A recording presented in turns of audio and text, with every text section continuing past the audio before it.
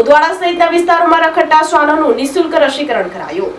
પારડી તાલુકાના ઉદવાડા ટીમ અને સ્પર્શ સંસ્થાનના સંયુક્ત પ્રયાસથી રખડતા શ્વાનોને 3 દિવસ આગામી કરમની દવાને રસીકરણ કરવામાં આવ્યું હતું। ઉદવાડા ગામથી તાપી કોમ્પ્લેક્સ, રેટલાવ, જેમાં ઉદવાડા હાઈવે, જૈન દેરાસર, મોતીવાડા બ્રિજ અને એવા બીજા અનેક વિસ્તારોમાં સ્પર્શ સંસ્થાના સંચાલક અને ઉદવાડાના ટીમ મેમ્બર્સ દ્વારા નિઃશુલ્ક રસીકરણ કરવામાં આવ્યું હતું। તેમજ ટીમ દ્વારા મે 2025 થી ડિસેમ્બર 2025 સુધીમાં અંદાજિત 45 જેટલા શ્વાનોનું ખસીકરણ કરવામાં આવ્યું છે। ઉદવાડાની ટીમનો મુખ્ય ઉદ્દેશ રખડતા શ્વાનોને આહાર પૂરો પાડવાનો તથા ઇજાગ્રસ્ત શ્વાનની સારવાર કરવાનો અને સાથે સાથે ખસીકરણ કરવાનો, જેના કારણે રખડતા શ્વાન સ્વસ્થ રહે તથા તેમની સંખ્યા નિયંત્રિત રહે।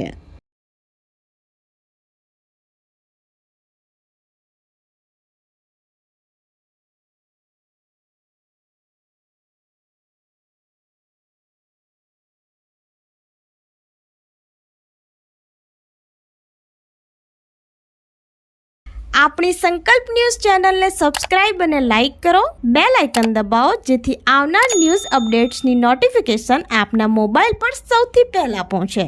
Like, subscribe and share the video.